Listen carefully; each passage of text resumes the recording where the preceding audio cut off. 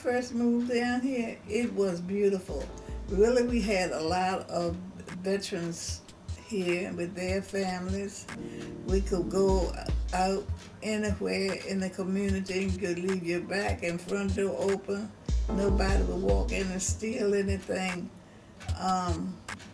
The neighbors were just like family. They looked out for one another. The children wasn't in trouble at that time. They believed in killing and carrying on like they are now. It was like a calm, clean, quiet community. As I stand here, you know, my mind goes back a long time ago when I first came to Washington.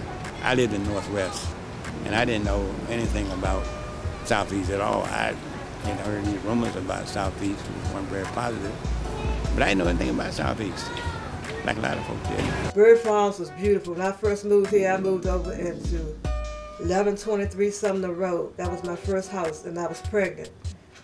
I found out it was a lot of activities. The people were more warmer with each other. The families and like your next door neighbor and around work with you together, communicated together. And we had organizations that reached out to us to help us keep going and being into positive things. Because we had the co-ops, picking the vegetables out here on the property, or going to pick the vegetables. We had a youth council. We had trips going on. We had people out here volunteering just to keep the property, you know, beautiful. My first official look at Barry Farms was 1979 when I ran for mayor in 78 and won against the odds. Housing was, public housing and community development was all one agency at the time. And there was no local money put in renovations, all federal money, which was not nearly enough. And this area here was not like it looks now, even though it doesn't look too good now.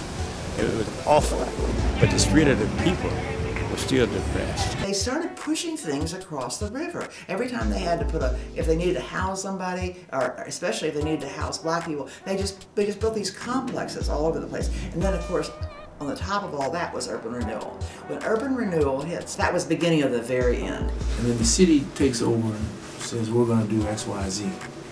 Now some of that happened with the public housing stuff. And I followed them through history up until about the end of World War II, when the city did a job on them. Let me just tell you, the city was incredibly cruel and mean. During World War II, the Nazis had rounded up all of the Jews, and they had put them in certain parts of the city, and they called them ghettos. Okay, and because they were discriminating against the Jewish population, they had no food and all that kind of stuff. And then they would say, well, look at those dirty people. They're dirty. You know, they're unhuman.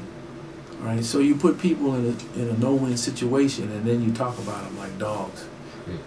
You know. What I'm saying is, I think maybe the idea for the ghetto came, you know, from seeing these Warsaw ghettos, these Jewish ghettos. You know, I mean, deliberately. That's city planning. The ghetto is city planning, no as much as redevelopment. No doubt. You know, y'all around the farm. I gotta do all that, but look though. See, you should be in the film. You should be on the film club. Did y'all listen? Did y'all know Bird Farm used to go all the way up to Alabama Avenue? No, I noticed the farms. Did y'all? Stay strapped around here. Did y'all stay strapped around here? All right, let me ask you, what's your name? You get rocked. You come What's around your here, name? you get whacked around. So all you want to do? It just changed so much now. We don't know. It looked like you woke up one day. I was living on Swing Street. Like you woke up one day, man, did so-and-so just walk down the street with a gun in his hand? You know, walking around, just had guns, like somebody had just dumped guns in our community, basically. Because, you know, we didn't have the guns. We don't make any guns. So they were dumping guns in the community. Wonder why. Then all of a sudden you notice this new drug called crack. Well, first I have to say that black people didn't invent crack.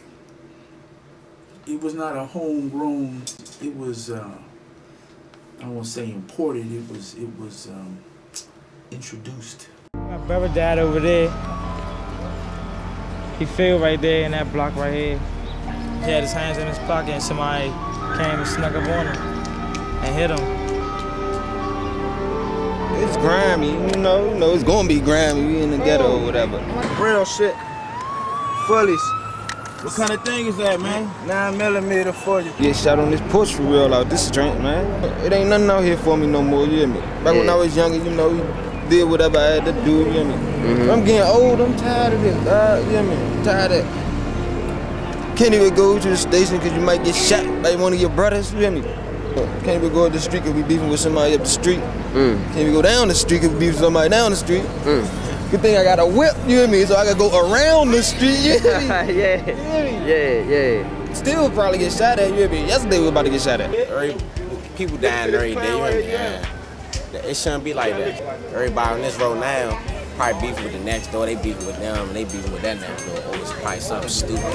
So what's so hard about squashing the beef and stopping the violence? It's a pride thing, man. It's an attitude. They don't want to. They want to represent their hood. Whatever street you live on, you gonna say, don't go through that street. You know what I'm saying? Yeah, they go hard around there. So you had to respect their neighborhood. They respect what was going on. So back then, though, we used to have fights, young fella. Fist fights. My neighborhood, your neighborhood at school, fist fight. Next day, we back in class, done deal. Ain't like that no more. You know what I'm saying? And then they go to the Go-Go's, right? And they get in a little beef. They know where you stay at. Yeah, he from Parchester. And then they ride through, but guess who gets shot? Somebody ain't had nothing to do with it. Yeah, you're right. You know, these niggas so petty, so scared, they'll shoot you on your back, right? If you a man, you get your gun, I get my gun, and let's walk toward each other. Now let's see how much of a man you really are. You know, you do drive-bys, and then you hit innocent people. Don't shoot till you see the white of their eyes. Get your man. You want to talk about old history? That's how they used to do it in the revolution. Don't shoot till you see the white of their eyes. But these coward ass niggas supposed to go hard, but rumble them. Throw them up. Let me see how hard you go. No, they don't even fight no more. You know what I'm saying? They want to kill you. Fist fights, the knives, bats. Now everybody, you never know, the youngest guy on the block could be 11 years old now these days, and then they got guns. You know, they feel like they got that power, but when they commit the crimes with that, when it's time to do the time for that, or they cry like babies. They cry like babies. They're not gangsters, they pranksters. You know, but while they on the street with them guns in their hands or wherever they got them, you know, they the big bad wolf. But when the man get them and they get up there and face that judge, they cry like babies.